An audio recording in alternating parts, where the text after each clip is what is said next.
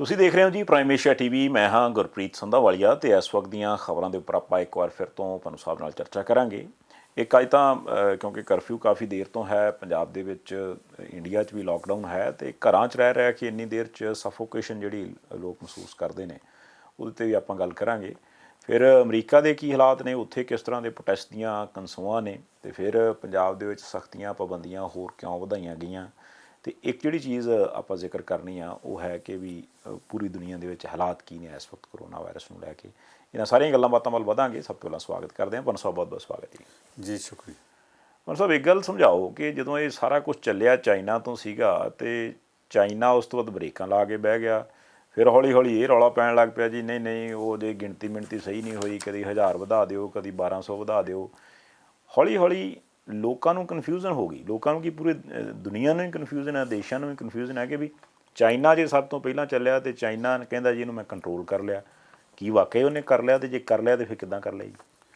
ਦੇਖੋ, ਚੀਨ ਦਾ ਤੇ ਉਹਨਾਂ ਦੇਸ਼ਾਂ ਦੇ ਸਾਰੇ ਬਲਾਕ ਦਾ ਆਪੋ ਵਿੱਚ ਵਿਰੋਧ ਹੈ ਜੀ। ਉਸ ਵਿਰੋਧ 'ਚ ਚੀਨ ਵਾਲੇ ਕਿਹੜਾ ਉਹਨਾਂ 'ਤੇ ਘੱਟ ਦੋਸ਼ ਲਾਉਂਦੇ ਨੇ, ਜੀ।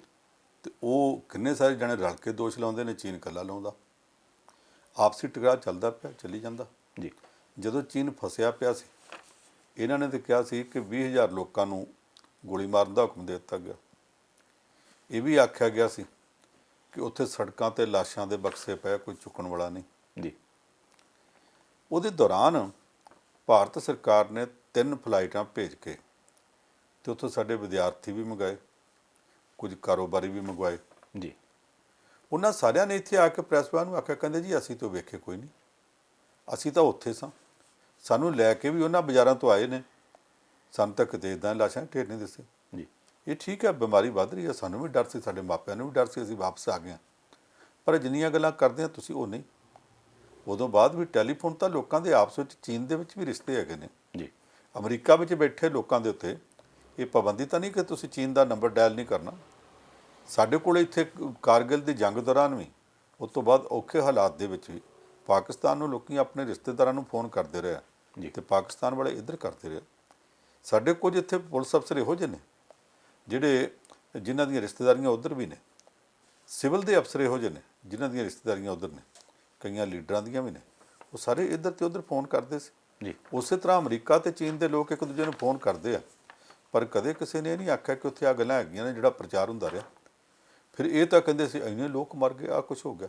ਉਹ ਗੱਲ ਨਹੀਂ ਹੋਈ ਜੀ। ਹੁਣ ਕਿਉਂਕਿ ਹੋਈ ਨਹੀਂ, ਦੂਜਾ ਪ੍ਰਚਾਰ ਸ਼ੁਰੂ ਕਰਤਾ, 42,000 ਲੋਕ ਮਰ ਗਏ। ਇਹ ਇਸ ਗੱਲ ਨੂੰ ਜਸਟੀਫਾਈ ਕਰਨ ਵਾਸਤੇ ਆ ਕਿ 42 ਤਾਂ ਚੀਨ ਦੇ ਮਰ ਗਏ ਸੀ, ਅਮਰੀਕਾ 'ਚ 40,000 ਮਰ ਗਏ, ਤਾਂ ਕੀ ਫਰਕ ਪੈ ਗਿਆ ਜੀ? ਉਹਦੇ 42,000 ਸੀ। ਇਹਨੂੰ ਜਸਟੀਫਾਈ ਕਰਨ ਦੀ ਗੱਲ ਹੈ। 2 ਸਵਾਲ ਮੁੜ ਉੱਠਦੇ ਆ। ਇੱਕ ਤਾਂ ਇਹ ਕਿ ਵਾਇਰਸ ਲੀਕ ਕਿੱਥੋਂ ਹੋਇਆ ਜੀ? ਅਮਰੀਕਾ ਵਾਲੇ ਤੇ ਉਹਨਾਂ ਦਾ ਸਾਰਾ ਗਰੁੱਪ ਜਿਹੜਾ ਅਫਗਾਨਿਸਤਾਨ 'ਚ ਵੀ ਲੜਨ ਇਕੱਠਿਆਂ ਜਾਂਦਾ, ਇਰਾਕ ਵਿੱਚ ਵੀ ਲੜਨ ਇਕੱਠਿਆਂ ਜਾਂਦਾ, ਉਹ ਜਿਹੜਾ ਗਰੁੱਪ ਆ ਉਹਨਾਂ ਸਾਰਿਆਂ ਨੇ ਆਖਿਆ, ਕਿਉਂਕਿ ਗਰੁੱਪ ਇਕੱਠਾ ਬੋਲਦਾ, ਜੋ ਗਰੁੱਪ ਦਾ ਲੀਡਰ ਬੋਲਦਾ ਸਾਰੇ ਮਗਰ ਬੋਲਦੇ ਜੀ। ਉਹਨਾਂ ਨੇ ਕਹਿ ਦਿੱਤਾ ਕਿ ਚੀਨ ਦੇ ਵਿੱਚੋਂ ਲੀਕ ਹੋਇਆ, ਤੇ ਚੀਨ ਵਾਲਿਆਂ ਨੇ ਜਵਾਬ 'ਚੋਂ ਇਹ ਕਹਿ ਦਿੱਤਾ ਕਿ ਇਹ ਤਾਂ ਤੁਹਾਡੇ ਜਿਹੜੀ ਨਾਰਥ ਕੈਰੋਲੀਨਾ ਸਟੇਟ ਹੈ ਉੱਥੋਂ ਅਮਰੀਕਾ 'ਚੋਂ ਲੀਕ ਹੋਇਆ ਜੀ। ਇਹ ਭਿੜਦੇ ਰਹਿਣ ਆਪੋ 'ਚ। ਦੂਜਾ ਸਵਾਲ ਇਹ ਉੱਠ ਪਿਆ ਕਿ ਚੀਨ 'ਚ ਬਿਮਾਰੀ ਬੜੀ ਤੇਜ਼ੀ ਨਾਲ ਚੜ੍ਹੀ, ਕੇਸ ਵੱਧਦੇ ਗਏ, ਮੌਤਾਂ ਵੱਧਦੀਆਂ ਗਈਆਂ, 3,000 ਟੱਪ ਕੇ ਇੱਕਦਮ ਬ੍ਰੇਕ ਲੱਗਣ ਲੱਗ ਪਈ। ਫਿਰ ਹੌਲੀ ਹੌਲੀ ਚੜ੍ਹਦਿਆਂ 4600 ਤੱਕ ਆਈਆਂ। ਇਹ ਬਿਮਾਰੀ ਇੰਨੀ ਤੇਜ਼ੀ ਨਾਲ ਵਧੀ ਸੀ, ਮੁੜ ਕੇ ਉਹਨੇ ਰੋਕ ਕਿੱਦਾਂ ਲਈ ਜੀ? ਰੋਕ ਇਸ ਕਰਕੇ ਲਈ ਕਿ ਉਹਨੇ ਲਾਕਡਾਊਨ ਕੀਤਾ ਸੀ, ਅਤੇ ਉਹਨੇ ਇਕੱਲੇ ਨੇ ਨਹੀਂ ਰੋਕ ਲਈ। ਜਿਹੜਾ ਚੀਨ ਹੈ ਉਹਦੇ ਵਿੱਚ ਮੈਂ ਅੱਜ ਹੀ ਵੇਖਦਾ ਪਿਆ ਸੀ ਕਿ ਇਹਨਾਂ ਦੇ ਵਿੱਚੋਂ ਜਿਹੜੇ ਦੇਸ਼ ਨੇ ਉਹਨਾਂ ਸਾਰਿਆਂ 'ਚੋਂ ਚੀਨ ਦੇ ਵਿੱਚ 82,000 ਕੇਸ ਸੀ, 4632 ਮੌਤਾਂ ਹੋਈਆਂ ਨੇ ਜੀ। ਜਿਹੜਾ ਜਰਮਨੀ ਹੈ ਉਹਦੇ ਵਿੱਚ 1,45,743 ਕੇਸ ਨੇ, ਅਤੇ ਮੌਤਾਂ ਉਹਦੀਆਂ ਵੀ ਚੀਨ ਜਿੰਨੀਆਂ ਨੇ। ਚੀਨ ਦੀਆਂ 4632 ਹੈ ਜੀ, ਜਰਮਨੀ ਦਾ 4642 ਹੈ, 10 ਵੱਧ ਨੇ। ਫਿਰ ਜਰਮਨੀ ਨੇ ਕਿੱਦਾਂ ਰੋਕ ਲਈ ਜੀ? ਜਰਮਨੀ ਨੇ ਵੀ ਤਾਂ ਇਹੋ ਸਖਤੀ ਕੀਤੀ ਕਿ ਲਾਕਡਾਊਨ ਵੀ ਕੀਤਾ, ਇਲਾਜ ਵੀ ਕੀਤਾ, ਉਹਨਾਂ ਨੇ ਵੀ ਇਹੋ ਕੀਤਾ। ਈਰਾਨ ਦੇ ਵਿੱਚ ਕਿੱਡੀ ਤੇਜ਼ੀ ਨਾਲ ਚੜ੍ਹੀ ਸੀ ਜੀ। ਅਮਰੀਕਾ ਨੇ ਆਖਿਆ ਸੀ ਅਸੀਂ ਈਰਾਨ ਦੀ ਮਦਦ ਕਰਨ ਨੂੰ ਤਿਆਰ ਹਾਂ, ਅਤੇ ਉਹਨਾਂ ਦੇ ਜਿਹੜੇ ਮੇਨ ਧਾਰਮਿਕ ਲੀਡਰ ਆ ਖਮੈਨੀ, ਉਹਨੇ ਆਖਿਆ ਸੀ ਥੈਂਕ ਯੂ ਵੈਰੀ ਮਚ, ਸਾਨੂੰ ਤੇਰੀ ਮਦਦ ਨਹੀਂ ਚਾਹੀਦੀ, ਤੇਰੇ ਬੰਦੇ ਇੱਥੇ ਆਉਣਗੇ ਤੇ ਹੋਰ ਕੋਈ ਪੌੜਾ ਪਾ ਕੇ ਜਾਣਗੇ ਜੀ। ਉਹਨਾਂ ਨੇ ਆਪਣੇ ਤੌਰ 'ਤੇ ਕੀਤਾ, ਕਿਸੇ ਬਾਹਰਲੇ ਦੀ ਮਦਦ ਨਹੀਂ ਲਈ। ਪਾਬੰਦੀਆਂ ਨਾਲ ਉਹ ਦੇਸ਼ ਘਿਰਿਆ ਪਿਆ। ਉਹਨਾਂ ਨੇ ਵੀ ਆંકੜੇ ਲਗਾ ਲਏ। ਉਹਨਾਂ ਦੇ ਵਿੱਚ ਚੀਨ ਵਿੱਚ 82,306 ਕੇਸ ਆ, ਉਹਨਾਂ 'ਚ 82,211 ਨੇ, ਤੇ ਉਹਨਾਂ ਨੇ 5118 ਤੇ ਬਿਮਾਰੀ ਰੋਕ ਲਈ ਆ। ਅਜੇ ਤੱਕ ਕੇਸ ਉਹਨਾਂ ਨੇ ਵਧਣ ਦਿੱਤੇ ਜੀ। ਬ੍ਰਾਜ਼ੀਲ ਨੇ ਰੋਕੀ ਆ। ਨੀਦਰਲੈਂਡ ਪਿਛਲੇ ਮਹੀਨੇ 'ਚ ਅਚਾਨਕ ਬੜੀ ਤੇਜ਼ੀ ਨਾਲ ਵਧਣਾ ਸ਼ੁਰੂ ਹੋਇਆ ਸੀ, ਤੇ ਵਧਦਿਆਂ ਹੁਣ ਤੱਕ ਉੱਥੇ 32,655 ਕੇਸ ਹੋਏ ਆ। ਇਹਨਾਂ ਨੇ ਕੇਸ ਵੀ ਨਹੀਂ ਵਧਣ ਦਿੱਤੇ ਤੇ ਬਿਮਾਰੀ ਵੀ ਰੋਕ ਲਈ ਹੈ। ਸਾਰੇ 3684 ਮੌਤਾਂ ਹੋਈਆਂ ਨੇ। ਇਹਨਾਂ ਕਿੱਦਾਂ ਰੋਕ ਲਈ ਜੀ। ਇਹਨਾਂ ਦੀਆਂ ਰੋਕੀਆਂ, ਇਹਦੇ ਉੱਤੇ ਕੋਈ ਕਿੰਤੂ ਨਹੀਂ ਕਰ ਰਿਹਾ। ਚੀਨ ਨੇ ਰੋਕ ਲਈ, ਉਹਦੇ ਉੱਤੇ ਕਿੰਤੂ ਉੱਠਦੇ ਆ। ਈਰਾਨ ਨੇ ਰੋਕ ਲਈ, ਉਹਦੇ ਉੱਤੇ ਵੀ ਕੋਈ ਕਿੰਤੂ ਨਹੀਂ ਉੱਠਿਆ, ਹਾਲਾਂਕਿ ਉਹਦਾ ਘੇਰਾਬੰਦੀ ਕੀਤੀ ਹੋਈ ਹੈ ਸਾਰਿਆਂ ਨੇ, ਉੱਥੇ ਕਿਸੇ ਪਾਸੋਂ ਸਪਲਾਈ ਵੀ ਨਹੀਂ ਜਾਣ ਦਿੰਦੇ। ਪਰ ਉਹ ਘੇਰਾਬੰਦੀ ਕੀਤੇ ਮੁਲਕ ਨੇ ਵੀ ਰੋਕ ਲਈ ਆ। ਹੁਣ ਜੇ ਤੁਹਾਡੇ ਤੋਂ ਨਹੀਂ ਰੋਕੀ ਗਈ ਤੇ ਇਹਦੇ ਵਿੱਚ ਈਰਾਨ ਤੇ ਚੀਨ ਦਾ ਕਸੂਰ ਥੋੜ੍ਹਾ। ਤੁਸੀਂ ਸੀਰੀਅਸਲੀ ਲਿਆ ਹੀ ਨਹੀਂ। ਤੁਸੀਂ ਤੇ ਇਹ ਕਰਦੇ ਪਏ ਆ ਕਿ ਜਿੱਥੇ 8,000 ਤੋਂ ਵੱਧ ਮੌਤਾਂ ਹੋ ਗਈਆਂ ਨਿਊਯਾਰਕ ਸ਼ਹਿਰ ਦੇ ਵਿੱਚ, ਉੱਥੇ ਰਾਸ਼ਟਰਪਤੀ ਦੀ ਕੁੜੀ ਯਹੂਦੀ ਭਾਈਚਾਰੇ ਦਾ ਇੱਕ ਸਮਾਗਮ ਕਰਨ ਵਾਸਤੇ ਚਲੀ ਗਈ, ਮੇਲਾ ਮਨਾਉਣ ਵਾਸਤੇ ਚਲੀ ਗਈ ਜੀ। ਜਵਾਈ ਵੀ ਨਾਲ ਚਲਾ ਗਿਆ, ਬੱਚੇ ਵੀ ਲੈ ਗਏ। ਜੇ ਤੁਸੀਂ ਇਸ ਮਾਮਲੇ 'ਚ ਲਾਕਡਾਊਨ ਨਹੀਂ ਚੰਗੀ ਤਰ੍ਹਾਂ ਲਾਗੂ ਕੀਤਾ, ਤੁਸੀਂ ਪੂਰੇ ਪ੍ਰਬੰਧ ਨਹੀਂ ਕੀਤੇ, ਤੇ ਤੁਹਾਨੂੰ ਆਪਣਾ ਵੇਖਣਾ ਚਾਹੀਦਾ। ਦੂਸਰਿਆਂ ਵੱਲ ਵੇਖ ਕੇ ਕਿ ਉਹਦਾ ਆਹ ਨੁਕਸ, ਉਹਦੇ ਨਾਲ ਗੱਲ ਕਰਨ ਦਾ ਕੋਈ ਫਾਇਦਾ ਨਹੀਂ ਹੁੰਦਾ। ਚੀਨ ਦੀ ਹਾਲ ਜਿਹੜੀ ਆ, ਆਖਿਰਕਾਰ ਕੋਈ ਸਾਂਝੀਆਂ ਸੰਸਥਾਵਾਂ ਹੈਗੀਆਂ ਨੇ।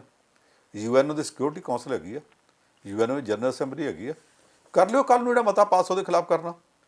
ਤੁਹਾਡੇ ਕੋਲ ਬਹੁਤ ਸੰਮਤੀ, ਤੁਸੀਂ ਕਰ ਦਿਓ ਜੀ, ਕੋਈ ਗੱਲ ਨਹੀਂ। ਸਾਰੇ ਦੇਸ਼ ਤੇ ਚੀਨ ਨਾਲ ਨਹੀਂ ਖਲੋਣ ਲੱਗੇ, ਤੁਹਾਡੇ ਨਾਲ ਖਲੋਣਗੇ। ਬਹੁਤੇ ਤਾਂ ਤੁਹਾਡੇ ਮਿੱਤਰ ਨੇ। ਪਰ ਜੇ ਇਸ ਮੌਕੇ 'ਤੇ ਜਦੋਂ ਕੰਮ ਕਰਨ ਦੀ ਲੋੜ ਹੈ, ਉੱਧਰ ਕੰਮ ਕਰਨ ਦੇ ਬਜਾਏ ਰੋਜ਼ ਹੀ ਸਵੇਰੇ ਉੱਠ ਕੇ ਟਿੰਡ 'ਚ ਕਰਨਾ ਪਾ ਲਓ ਜੀ, ਚੀਨ ਨੇ ਆਹ ਕਰਤਾ। ਵੀ ਜੇ ਚੀਨ ਨੇ ਕਰਤਾ, ਜਿੱਥੇ ਜਾ ਕੇ ਉਹਨੇ ਬਿਮਾਰੀ ਰੋਕੀ, ਉੱਥੇ ਤੁਹਾਡੇ ਵੀ ਕਈ ਦੇਸ਼ਾਂ ਦੇ ਮਿੱਤਰਾਂ ਨੇ ਰੋਕੀ ਆ। ਜਰਮਨੀ ਨੇ ਰੋਕ ਲਈ ਤੇ ਉਹਦੇ ਨਾਲ ਹੀ ਤੁਰਿਆ ਸੀ ਇੰਗਲੈਂਡ, ਬ੍ਰਿਟੇਨ। ਉਹਨਾਂ ਤੋਂ ਰੋਕੀ ਨਹੀਂ ਗਈ, ਹੁਣ ਤੱਕ ਵਧੀ ਜਾਂਦੀ ਹੈ। ਤੇ ਜੇ ਉਹਨਾਂ ਦੇ ਕੋਲ ਹੁਣ ਤੱਕ ਵਧੀ ਜਾਂਦੀ ਹੈ, ਇਸ ਵੇਲੇ ਤੱਕ 16,000 ਮੌਤਾਂ ਹੋ ਚੁੱਕੀਆਂ ਨੇ। ਤੇ ਫਿਰ ਕਸੂਰ ਉਹਨਾਂ ਨੂੰ ਆਪਣਾ ਵੀ ਕੁਝ ਮੰਨਣਾ ਚਾਹੀਦਾ ਕਿ ਸਾਡੇ ਕੋਲ ਇੱਥੇ ਕੁਝ ਕਚਿਆਈ ਰਹਿ ਗਈ, ਅਸੀਂ ਨਹੀਂ ਕਰ ਸਕੇ। ਦੂਸਰਿਆਂ ਵੱਲ ਵੇਖ ਕੇ ਕੀ ਸਰਜੇਗਾ। ਓਵਰਆਲ ਸਥਿਤੀ ਵੈਸੇ ਦੁਨੀਆ ਭਰ 'ਚ ਕੀ ਹੈ ਜੀ ਇਸ ਵਕਤ ਕਰੋਨਾ ਦੀ? ਦੁਨੀਆ ਭਰ 'ਚ ਸਥਿਤੀ ਮੈਂ ਹੁਣੇ ਅਜੇ ਵੇਖਦਾ ਹਟਿਆ, 24 ਲੱਖ ਤੋਂ ਵੱਧ ਕੇਸ ਹੋ ਚੁੱਕੇ ਨੇ ਜੀ। ਇਹਨਾਂ 'ਚੋਂ ਜਿਹੜੀ ਰਿਕਵਰੀ ਆ ਉਹ 6,30,000 ਦੇ ਨੇੜੇ ਤੇੜੇ ਆ। ਮੌਤਾਂ 1,65,000 ਤੋਂ ਵੱਧ ਹੋ ਚੁੱਕੀਆਂ ਨੇ।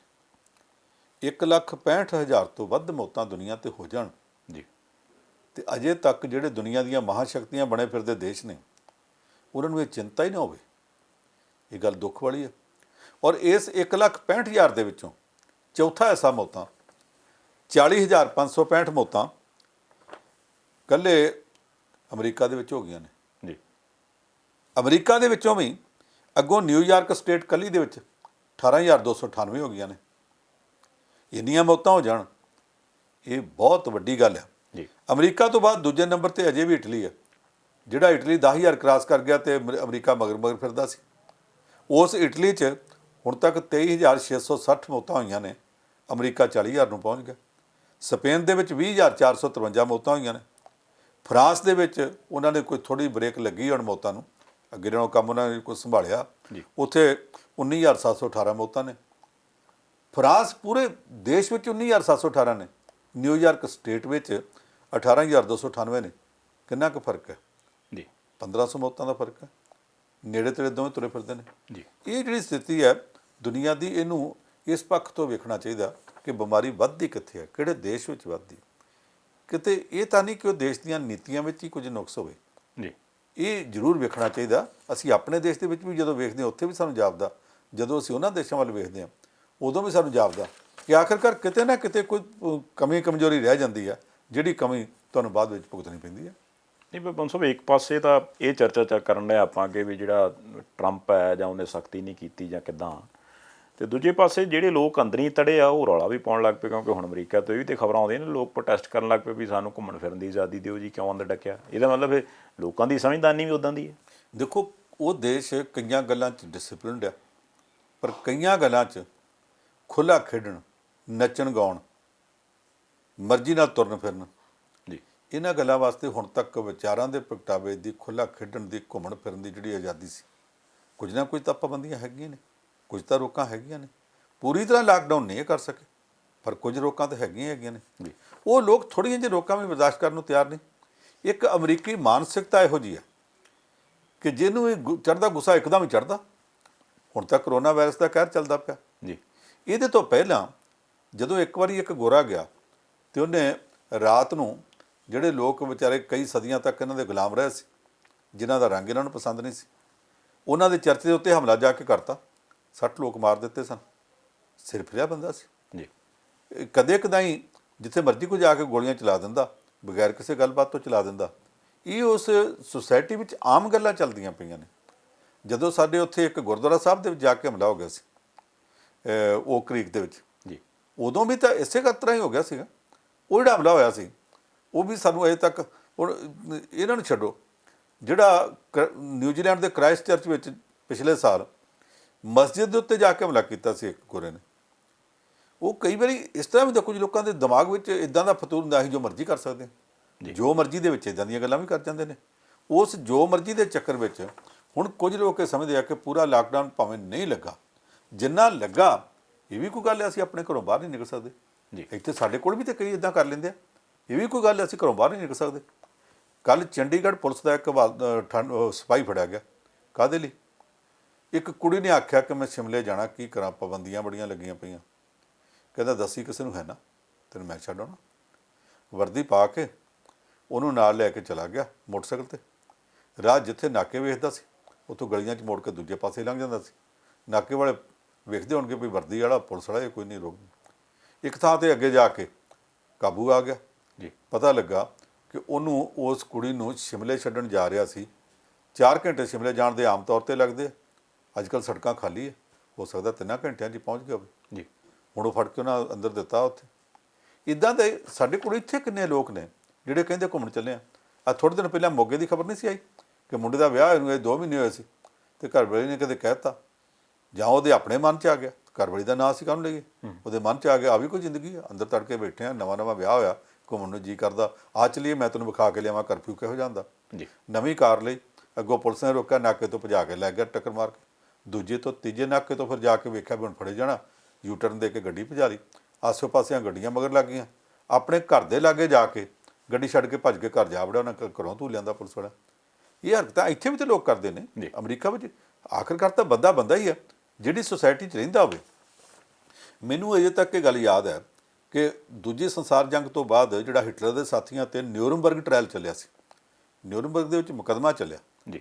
ਉਸ ਮੁਕੱਦਮੇ ਦੇ ਮੌਕੇ ਪ੍ਰੈਸ ਕਲੱਬ ਦੇ ਵਿੱਚ ਰਾਤ ਨੂੰ, ਜਦੋਂ ਸਾਰੇ ਦੇਸ਼ਾਂ ਦੇ, ਕਿਉਂਕਿ ਉਹ ਸਾਰੀ ਦੁਨੀਆ ਦਾ ਸਾਂਝਾ ਟ੍ਰਾਇਲ ਸੀ, ਮੁਕੱਦਮਾ ਚੱਲ ਰਿਹਾ ਸੀ ਜੀ, ਸਾਰੀ ਦੁਨੀਆ ਦੇ ਜਦੋਂ ਪੱਤਰਕਾਰ ਬੈਠੇ ਹੋਏ ਸੀ, ਤੇ ਉੱਥੇ ਗੱਲ ਚੱਲ ਪਈ ਕਿ ਅਮਰੀਕਾ 'ਚ ਖੁੱਲ੍ਹਾ ਵਧਿਆ ਕਿ ਰੂਸ ਵਿੱਚ ਵਧਿਆ। ਅਤੇ ਅਮਰੀਕਾ ਵਾਲਿਆਂ ਨੇ ਆਖਿਆ ਸੀ ਕਿ ਤੁਹਾਡੇ ਰੂਸ ਦੇ ਵਿੱਚ ਕੋਈ ਇੰਨੀਆਂ ਖੁੱਲ੍ਹਾ ਨਹੀਂ ਮਾਰ ਸਕਦਾ ਜਿੰਨੀਆਂ ਅਸੀਂ ਮਾਰਦੇ ਹਾਂ।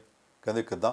ਉਹ ਕਹਿੰਦਾ ਸਾਡਾ ਰਾਸ਼ਟਰਪਤੀ ਹੈ ਟਰੂ ਮੈਨ, ਮੈਂ ਵਾਈਟ ਹਾਊਸ ਦੇ ਸਾਹਮਣੇ ਜਾ ਕੇ ਉੱਚੀ ਖਲੋ ਕੇ ਕਹਿ ਸਕਦਾ ਟਰੂ ਮੈਨ ਇਜ਼ ਅ ਫੂਲ, ਬੇਵਕੂਫ ਬੰਦਾ ਟਰੂ ਮੈਨ, ਆਪਣੇ ਰਾਸ਼ਟਰਪਤੀ ਨੂੰ ਕਹਿ ਸਕਦਾ ਜੀ। ਕੀ ਤੁਸੀਂ ਇਸ ਤਰ੍ਹਾਂ ਕਰ ਸਕਦੇ ਜੇ ਮਾਸਕੋ 'ਚ? ਅਤੇ ਰੂਸੀ ਪੱਤਰਕਾਰ ਕਹਿੰਦਾ ਹਾਂ ਬੜਾ ਸੌਖਾ, ਮੈਂ ਵੀ ਉੱਥੇ ਜਾ ਕੇ, ਸਾਡਾ ਜਿਹੜਾ ਮਾਸਕੋ ਦਾ ਰੈੱਡ ਸਕੁਏਅਰ ਹੈ, ਉੱਥੇ ਜੇ ਖਲੋ ਕੇ ਆਖੂੰਗਾ ਟਰੂ ਮੈਨ ਇਜ਼ ਅ ਫੂਲ, ਤੇਰੇ ਰਾਸ਼ਟਰਪਤੀ ਨੂੰ ਗਾਲ ਕੱਢਣੀ ਮੈਂ ਵੀ ਕੱਢ ਦੂੰ। ਕਹਿੰਦਾ ਸਾਡੇ ਨੂੰ ਨਾ ਕੱਢ, ਤੂੰ ਆਪਣੇ ਨੂੰ ਕੱਢ ਕੇ ਵਿਖਾਏਂਗਾ ਜੀ।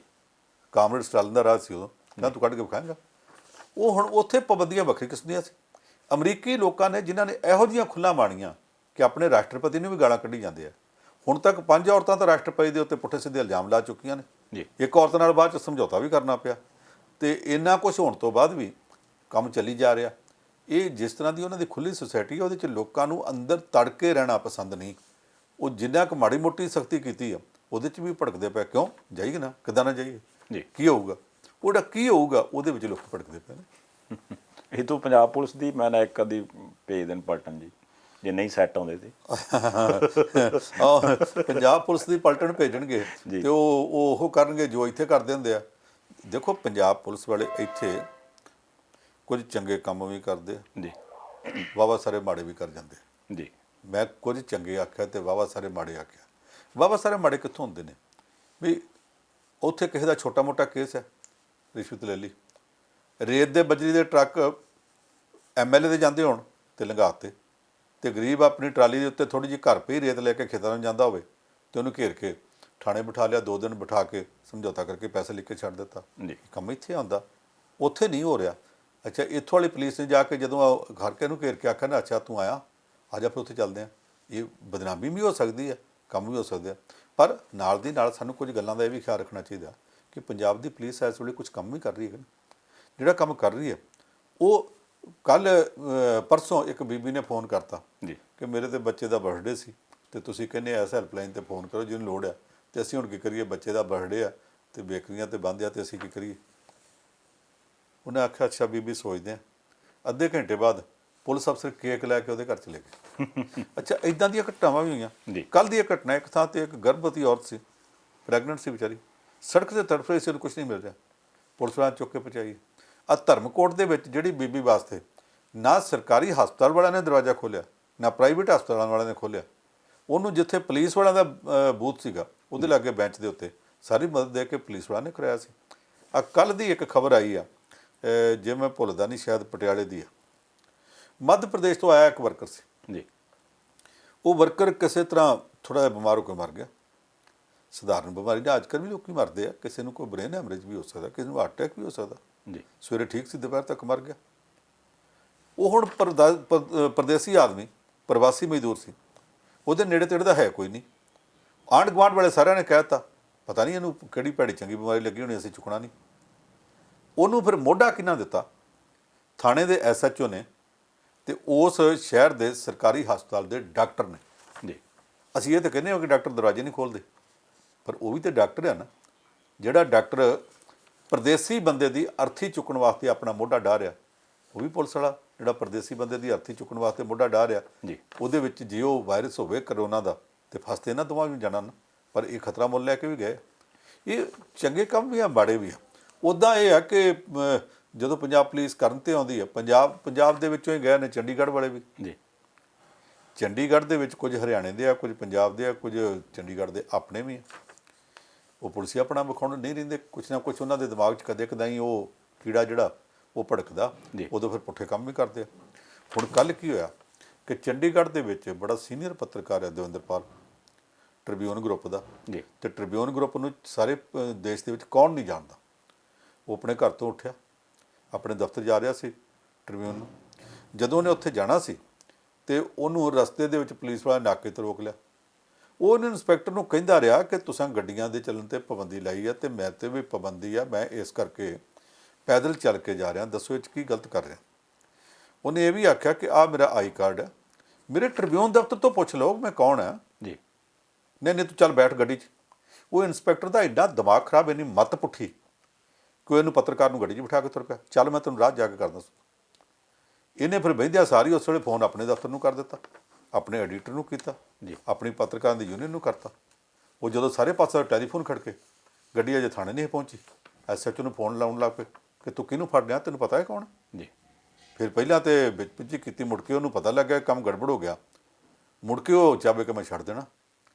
ਫਿਰ ਇਹਨੇ ਆਖਿਆ ਵੀ ਹੁਣ ਤੁਸੀਂ ਜਿਹੜੀ ਕਾਰਵਾਈ ਕਰਨੀ ਕਰ ਲਓ। ਬਾਅਦ ਵਿੱਚ ਕੀ ਹੋਇਆ ਕੀ ਨਹੀਂ, ਚਲੋ ਸ਼ਾਮ ਨੂੰ ਦਵਿੰਦਰਪਾਲ ਘਰ ਆ ਗਿਆ। ਪਰ ਜੇ ਇੰਨੇ ਸੀਨੀਅਰ ਪੱਤਰਕਾਰ ਨਾਲ, ਜਿਹਨੂੰ ਦੋਵਾਂ ਰਾਜਾਂ ਦੇ ਮੁੱਖ ਮੰਤਰੀ ਵੀ ਜਾਣਦੇ ਆ ਤੇ ਗਵਰਨਰ ਵੀ ਜਾਣਦੇ ਆ, ਉਸ ਬੰਦੇ ਨਾਲ ਜੇ ਚੰਡੀਗੜ੍ਹ 'ਚ ਇਸ ਤਰ੍ਹਾਂ ਦੀ ਬਦਤਮੀਜ਼ੀ ਹੋ ਸਕਦੀ ਹੈ ਤੇ ਸਧਾਰਨ ਬੰਦੇ ਨਾਲ ਕਿਉਂ ਨਹੀਂ ਹੋ ਸਕਦੀ। ਜੀ। ਇਹ ਜਿਹੜਾ ਤਰੀਕਾ, ਉਹ ਮੈਨੂੰ ਇੱਕ ਯਾਦ ਆਉਂਦੀ ਬਹੁਤ ਪੁਰਾਣੀ ਘਟਨਾ ਕਿ ਉਹਨੇ ਪ੍ਰਤਾਪ ਸਿੰਘ ਕੈਰੋਂ ਨੇ ਇੱਕ ਵਾਰੀ ਨਕੋਦਰ ਥਾਣੇ 'ਚ ਜਾ ਕੇ ਆਖਿਆ ਸੀ ਜੀ ਕਿ ਇੱਥੇ ਪਿੰਡਾਂ ਦੀਆਂ ਪੰਚਾਇਤਾਂ ਆਉਂਦੀਆਂ ਨੇ, ਅੱਜ ਤੋਂ 60 ਸਾਲ ਪਹਿਲਾਂ ਦੀ ਗੱਲ ਮੈਂ ਦੱਸਣ ਲੱਗਾ। ਜੀ। ਜੀ।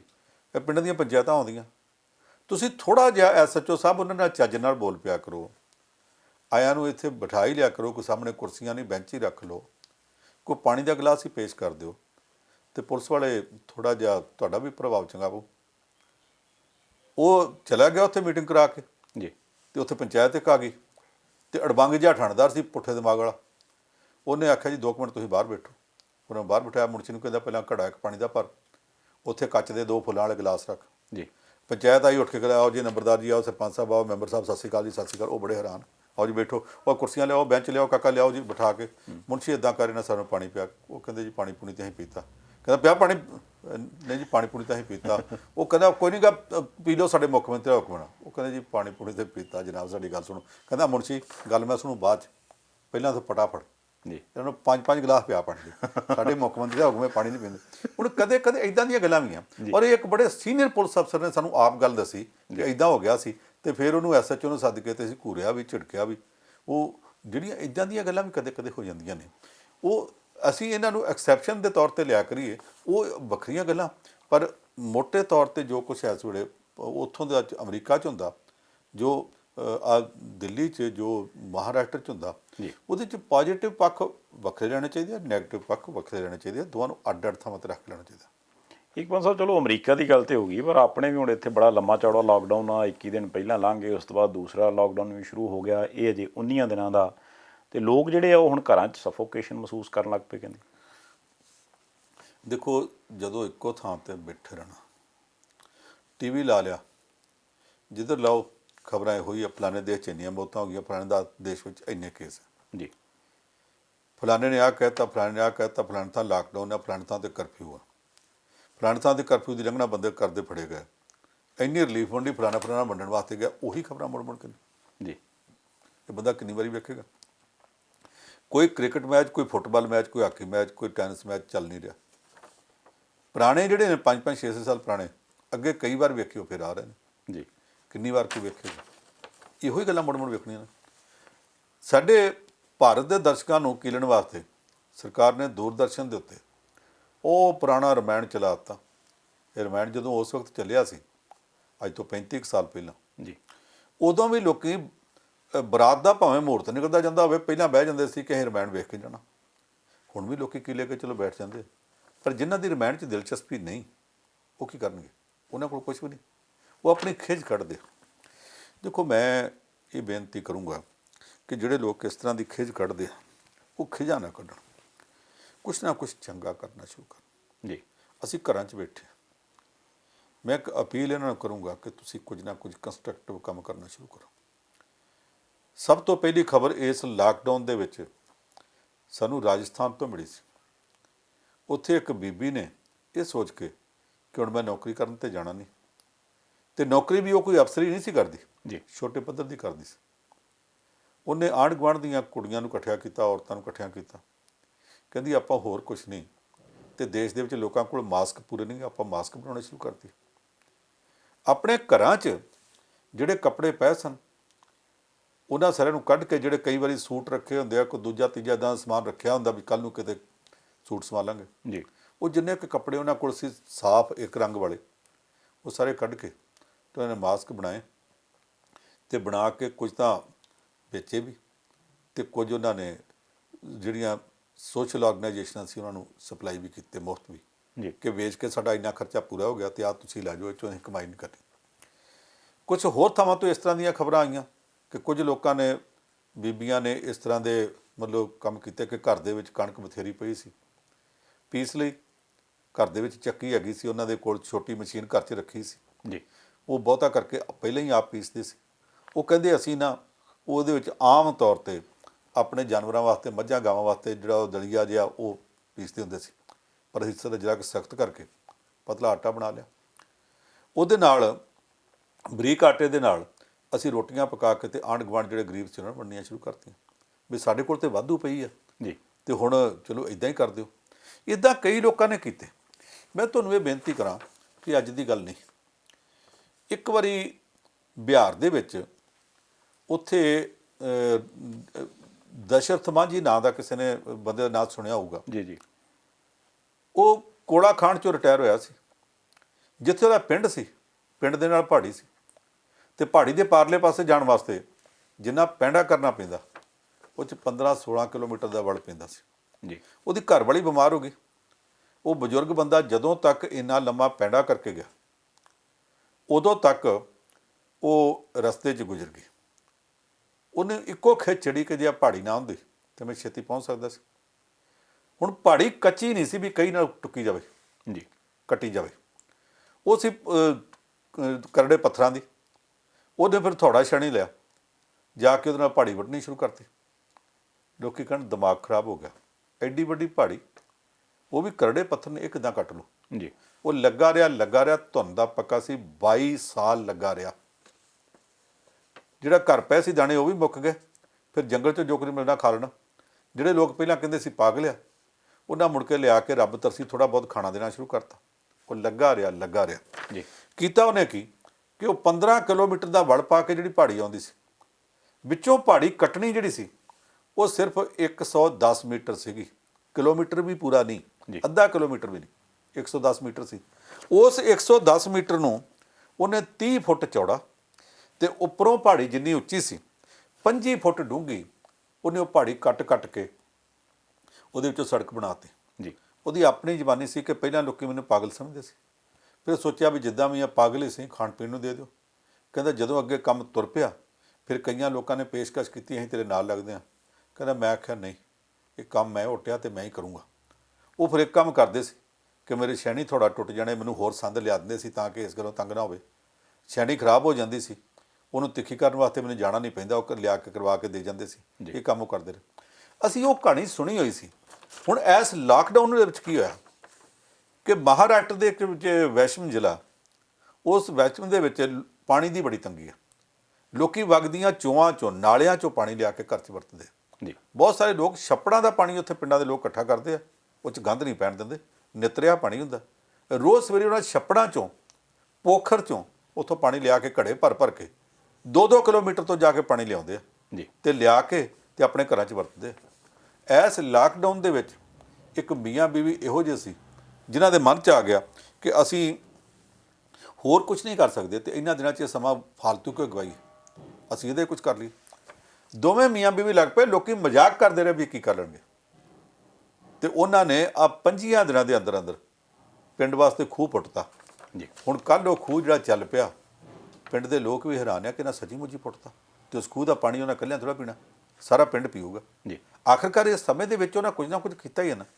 ਜਿਹੜੇ ਲੋਕ ਇਸ ਵੇਲੇ ਘਰਾਂ 'ਚ ਬੈਠੇ ਆ, ਹੱਥਾਂ ਨੂੰ ਦੰਦੀਆਂ ਵੱਢਦੇ ਕਿ ਅਸੀਂ ਕਰੀਏ ਕੀ, ਸਾਡੇ ਕੋਲ ਕੱਖ ਨਹੀਂ, ਸਾਡੇ ਕੋਲ ਕੰਮ ਨਹੀਂ।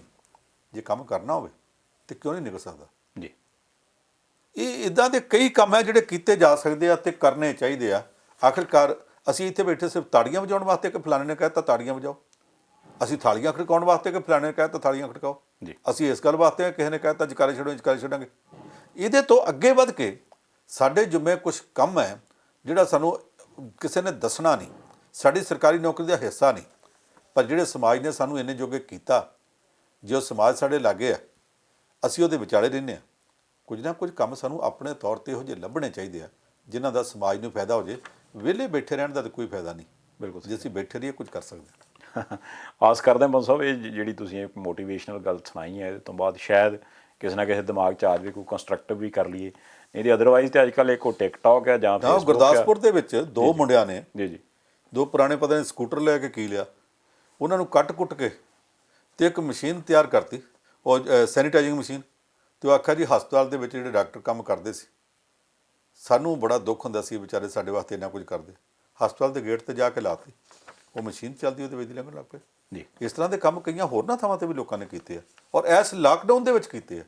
ਜਿਹੜਾ ਬੰਦਾ ਕੰਸਟਰਕਟਿਵ ਆ ਉਹ ਲਾਕਡਾਊਨ ਦੇ ਵਿੱਚ ਵੀ ਕੋਈ ਨਾ ਕੋਈ ਕੰਸਟਰਕਟਿਵ ਕੰਮ ਕਰੀ ਜਾਂਦਾ। ਬਿਲਕੁਲ ਸਹੀ। ਬਹੁਤ ਸਾਰੇ ਲੋਕ ਆ, ਕਈ ਦੇਸ਼ ਭਗਤਾਂ ਨੇ ਲਾਕਡਾਊਨ ਦੇ ਵਿੱਚ ਆਪਣੇ ਜੇਲ੍ਹ ਬੰਦੀ ਦੇ ਦੌਰਾਨ ਬਹੁਤ ਸੋਹਣੇ ਕੰਮ ਕੀਤੇ ਹੋਏ ਨੇ। ਇਹ ਵੀ ਕਰ ਸਕਦੇ, ਕਰਨਾ ਚਾਹੀਦਾ। ਔਰ ਜਿੱਥੇ ਵੀ ਕੋਈ ਬੈਠਾ ਉਹਨੂੰ ਇਹ ਸੋਚ ਕੇ ਕਰਨਾ ਚਾਹੀਦਾ ਕਿ ਅਸੀਂ ਸਮਾਜ ਦਾ ਅੰਗ ਹੈ, ਸਮਾਜ ਲਈ ਕੁਝ ਤਾਂ ਕਰੀਏ। ਬਿਲਕੁਲ ਸਹੀ।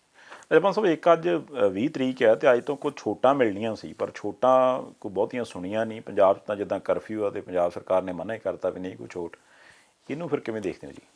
ਦੇਖੋ, ਇਹ ਛੋਟਾਂ ਮਿਲਣੀਆਂ ਸੀ ਪਰ ਕੇਂਦਰ ਸਰਕਾਰ ਦੀ ਮਨਜ਼ੂਰੀ ਚਾਹੀਦੀ ਹੈ ਜੀ।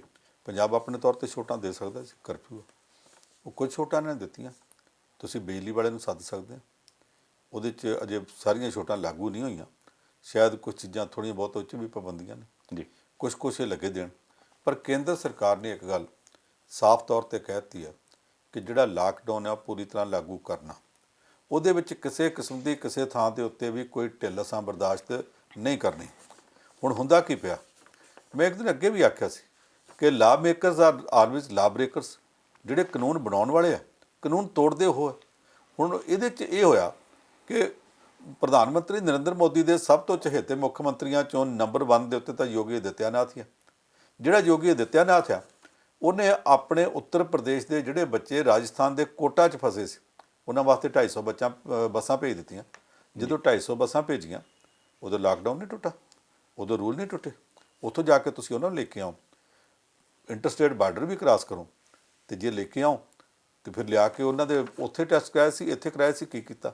ਇਹ ਕਿਹਨੇ ਤੁਹਾਨੂੰ ਆਖਿਆ ਸੀ ਇਸ ਤਰ੍ਹਾਂ ਕਰਨ ਨੂੰ? ਜੀ, ਨਹੀਂ ਤਾਂ ਤੋੜਤਾ। ਇਹਦੀ ਸਭ ਤੋਂ ਵੱਧ ਨਿਖੇਧੀ ਕਰਨ ਵਾਲਿਆਂ 'ਚ ਪਹਿਲੇ ਨੰਬਰ 'ਤੇ ਸੀ ਨਿਤੀਸ਼ ਕੁਮਾਰ, ਬਿਹਾਰ ਦਾ ਮੁੱਖ ਮੰਤਰੀ ਜੀ। ਅਤੇ ਉਹਨੇ ਹੁਣ ਆਪ ਕੱਲ੍ਹ ਕੀ ਕੀਤਾ?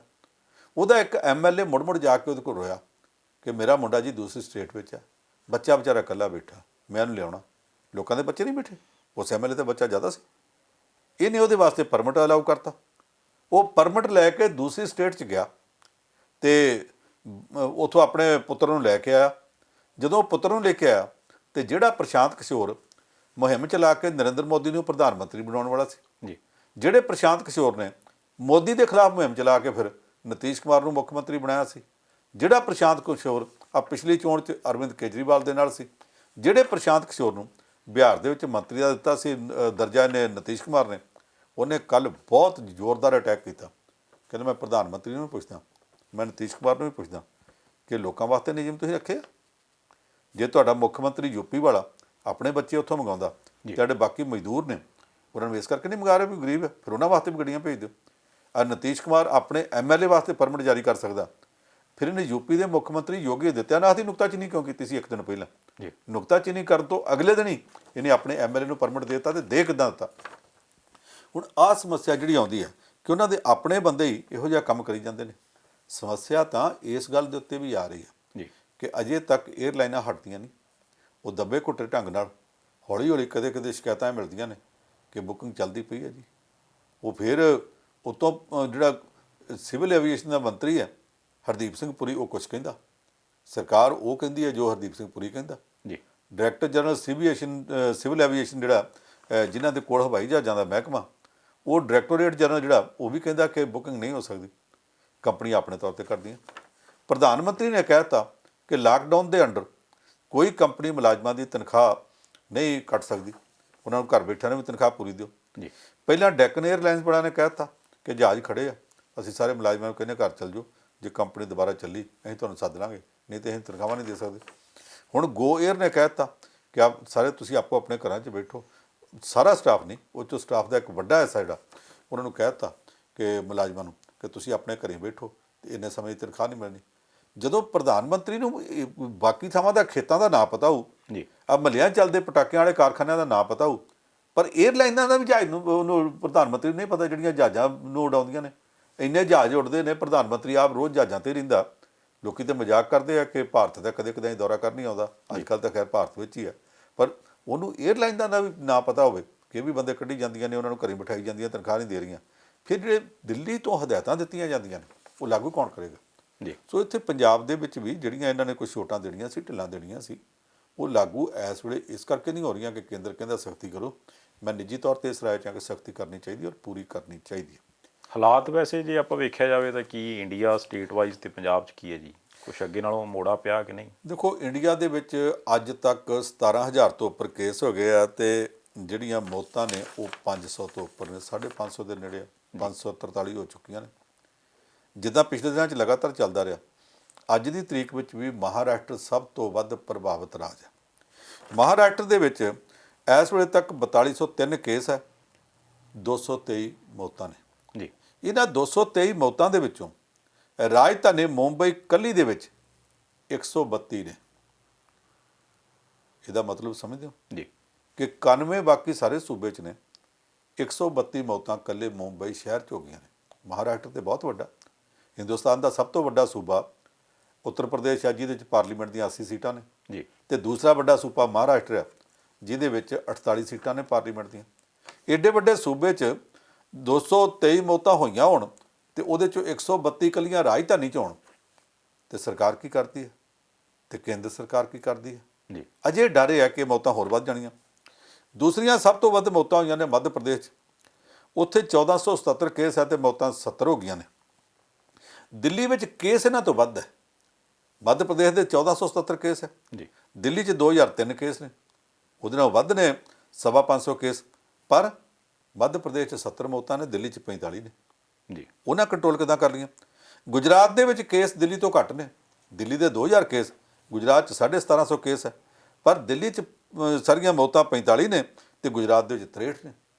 ਇਹਦਾ ਮਤਲਬ ਕਿ ਉਹਨਾਂ ਥਾਵਾਂ 'ਤੇ ਵੱਧ ਹੋ ਰਹੀਆਂ ਜਿੱਥੇ ਪਹਿਲਾਂ ਵੀ ਚੈੱਕ ਘੱਟ ਕੀਤਾ ਜਾਂਦਾ, ਅਤੇ ਜਿਹੜਾ ਕੋਈ ਫਸ ਜਾਂਦਾ ਇਸ ਬਿਮਾਰੀ ਦੀ ਜਕੜ 'ਚ ਆ ਜਾਂਦਾ ਜੀ, ਉਹਦੇ ਇਲਾਜ ਵਾਸਤੇ ਵੀ ਪੂਰੇ ਪ੍ਰਬੰਧ ਨਹੀਂ ਤੇ ਰਿਕਵਰੀ ਜੇ ਬਾਕੀ ਥਾਵਾਂ 'ਤੇ ਹੋ ਰਹੀ ਤਾਂ ਇੱਥੇ ਵੀ ਹੋਣੀ ਚਾਹੀਦੀ ਹੈ। ਰਾਜਸਥਾਨ 'ਚ 1478 ਕੇਸ ਨੇ, ਮੌਤਾਂ ਸਿਰਫ 14 ਹੋਈਆਂ ਨੇ। ਅਤੇ ਜੇ ਮਤਲਬ ਗੁਜਰਾਤ ਮੱਧ ਪ੍ਰਦੇਸ਼ ਜਿੰਨੇ ਕੇਸ ਇਹਨਾਂ ਦੇ ਹੋਣ, ਮੱਧ ਪ੍ਰਦੇਸ਼ ਦੇ 1477 ਹੈ ਅਤੇ ਰਾਜਸਥਾਨ ਦੇ 1478 ਹੈ, ਇੱਕ ਵੱਧ ਹੈ ਜੀ, ਪਰ ਮੱਧ ਪ੍ਰਦੇਸ਼ 'ਚ 70 ਮੌਤਾਂ ਨੇ ਤੇ ਰਾਜਸਥਾਨ 'ਚ ਉਹਦਾ ਪੰਜਵਾਂ ਹਿੱਸਾ 14 5 70 ਹੁੰਦੇ ਸਿਰਫ 14 ਮੌਤਾਂ ਹੋਈਆਂ ਨੇ ਜੀ ਫਿਰ ਪਤਾ ਲੱਗਣਾ ਚਾਹੀਦਾ ਕਿ ਉੱਥੋਂ ਦੀ ਸਰਕਾਰ ਵਿੱਚ ਕੋਈ ਕਮਜ਼ੋਰੀ ਤਾਂ ਨਹੀਂ। ਜਿਹੜੇ ਨਵਾਂ ਕਮਲਨਾਥ ਨੂੰ ਲਾਹ ਕੇ ਵੀ ਥਾਂ ਤੇ ਸ਼ਿਵਰਾਜ ਸਿੰਘ ਚੌਹਾਨ ਨੂੰ ਬਿਠਾਇਆ ਸੀ, ਕੀਤਾ ਕੀ ਹੁਣ ਤੱਕ ਜਾ ਕੇ। ਯੂਪੀ ਦੇ ਵਿੱਚ 1084 ਕੇਸ ਹੈ, 17 ਮੌਤਾਂ ਨੇ। ਤੇਲੰਗਾਨਾ 'ਚ 844 ਕੇਸ ਹੈ, 18 ਮੌਤਾਂ ਨੇ। ਆਂਧਰਾ ਪ੍ਰਦੇਸ਼ 'ਚ 646 ਕੇਸ ਹੈ ਤੇ 15 ਮੌਤਾਂ ਨੇ। ਤਾਮਿਲਨਾਡੂ 'ਚ 1477 ਕੇਸ ਹੈ ਤੇ 15 ਮੌਤਾਂ ਨੇ। ਕਰਨਾਟਕਾ 'ਚ 390 ਕੇਸ ਹੈ, 16 ਮੌਤਾਂ ਨੇ। ਇੱਕ ਗੱਲ ਅਸੀਂ ਪਿਛਲੇ ਕਈ ਦਿਨਾਂ ਤੋਂ ਇਗਨੋਰ ਕਰਦੇ ਪਏ, ਅੱਜ ਮੈਂ ਕਹਿਣੀ ਚਾਹੁੰਦਾ ਜੀ। ਅਸੀਂ ਕੇਰਲਾ ਦੀ ਗੱਲ ਤੇ ਕਰਦੇ ਸਾਂ ਕਿ ਉੱਥੇ 400 ਦੇ ਨੇੜੇ ਕੇਸ ਹੋਣ ਤੇ ਮੌਤਾਂ ਸਿਰਫ 3 ਹੋਈਆਂ। ਇਹ ਗੱਲ ਕਦੇ ਜ਼ਿਕਰ ਵਿੱਚ ਨਹੀਂ ਆਈ, ਪਤਾ ਨਹੀਂ ਕਿੱਦਾਂ ਅੱਖੋਂ ਪਰੋਖੀ ਹੁੰਦੀ ਰਹੀ। ਉੜੀਸਾ ਵੀ ਹਿੰਦੁਸਤਾਨ ਦਾ ਇੱਕ ਰਾਜ ਹੈ ਜੀ। ਕੇਰਲਾ ਵਿੱਚ ਪਾਰਲੀਮੈਂਟ ਦੀਆਂ 20 ਸੀਟਾਂ ਨੇ, ਉੜੀਸਾ 'ਚ 21 ਨੇ, ਉਸ ਤੋਂ ਵੱਧ। ਉੜੀਸਾ ਵਿੱਚ ਨਾ ਕੇਸ ਹੋਏ ਤੇ ਨਾ ਮੌਤਾਂ ਹੋਈਆਂ। ਉੜੀਸਾ ਵਿੱਚ ਟੂਰਿਸਟ ਕਿਤੇ ਘੱਟ ਆਉਂਦੇ ਜੀ। ਭਗਵਾਨ ਜਗਨਨਾਥਪੁਰਮ ਜਿਹੜਾ ਉੱਥੇ ਹੀ ਆ ਪੁਰੀ ਦੇ ਵਿੱਚ, ਕਿੰਨੇ ਟੂਰਿਸਟ ਆਉਂਦੇ ਦੁਨੀਆ ਭਰ ਦੇ। ਜੀ। ਪਰ ਉੱਥੇ ਹੁਣ ਤੱਕ ਕੇਸ ਹੋਏ 68, 60 ਤੇ 68 ਤੇ ਮੌਤ ਓਨਲੀ 1, ਇੱਕ ਮੌਤ ਹੋਈ ਹੁਣ ਤੱਕ। ਜੀ। ਇਹਦਾ ਮਤਲਬ ਇਕੱਲਾ ਕੇਰਲਾ ਨਹੀਂ, ਫਿਰ ਉੜੀਸਾ ਵੀ ਤੇ ਇੱਕ ਕਿਸਮ ਦੀ ਰੋਲ ਮਾਡਲ ਸਟੇਟ ਹੋਣੀ ਚਾਹੀਦੀ ਹੈ ਜਿੱਥੋਂ ਦੂਸਰੇ ਸਿੱਖ ਸਕਦੇ। ਜੀ। ਇਹ ਮਤਲਬ ਗੱਲ ਨੋਟ ਕਰਨ ਵਾਲੀ ਹੈ ਕਿ ਉੜੀਸਾ ਦੇ ਵਿੱਚ ਨਵੀਨ ਪਟਨਾਇਕ ਦੀ ਸਰਕਾਰ ਨੇ ਵੀ ਬਹੁਤ ਵਧੀਆ ਕੰਮ ਕੀਤਾ। ਜੀ। ਪੰਜਾਬ ਦੀ ਆਪਾਂ ਗੱਲ ਕਰੀਏ ਪੰਜ ਸਾਹਿਬ, ਤਾਂ ਪੰਜਾਬ 'ਚ ਕੋਈ ਜਾਪਦੀ ਅੱਗੇ ਨਾਲੋਂ ਕੁਛ ਢਿੱਲ, ਕੋਈ ਤੁਹਾਨੂੰ ਲੱਗਦਾ ਵੀ ਆਈ ਕਿਸੇ ਪਾਸੇ? ਕਿਉਂਕਿ ਹੁਣ ਤਾਂ ਇਹ ਜਾਪਦਾ ਅੱਗੇ ਨਾਲੋਂ ਸਖਤੀਆਂ ਸਗੋਂ ਵਧਣ ਲੱਗ ਪਈਆਂ। ਦੇਖੋ ਪੰਜਾਬ ਵਿੱਚ ਸਖਤੀਆਂ ਵੱਧ ਰਹੀਆਂ ਨੇ, ਜੇ ਸਖਤੀਆਂ ਨਾ ਵਧਾਈਆਂ ਗਈਆਂ ਜੀ। ਤੇ ਕੰਟਰੋਲ ਨਹੀਂ ਹੋਣਾ। ਕੱਲ੍ਹ ਜਿਹੜੀ ਇੱਕ ਮੀਡੀਆ ਅਦਾਰੇ ਦੀ ਖਬਰ ਆਈ ਹੈ, ਮੀਡੀਆ ਅਦਾਰਾ ਬਹੁਤ ਜ਼ਿੰਮੇਵਾਰ ਹੈ, ਉਹ ਕਹਿੰਦੇ ਆ ਕਿ ਅਸੀਂ ਸੰਭਾਲਣ ਦਾ ਯਤਨ ਕੀਤਾ ਤੇ ਕੋਆਪਰੇਟ ਪੂਰੀ ਤਰ੍ਹਾਂ ਕੀਤਾ ਗਿਆ ਉਹਨਾਂ ਦੇ ਨਾਲ, ਸਰਕਾਰੀ ਅਥਾਰਟੀਜ਼ ਦੇ ਨਾਲ। ਜੀ। ਇੱਕ ਬੰਦਾ ਬਾਹਰੋਂ ਆ ਗਿਆ ਜਿਹੜਾ ਬਿਮਾਰ ਸੀ, ਉਹਦਾ ਕਰਕੇ 2 3 4 ਨੂੰ ਹੋਰ ਨੂੰ ਵੀ ਇਨਫੈਕਸ਼ਨ ਹੋਈ।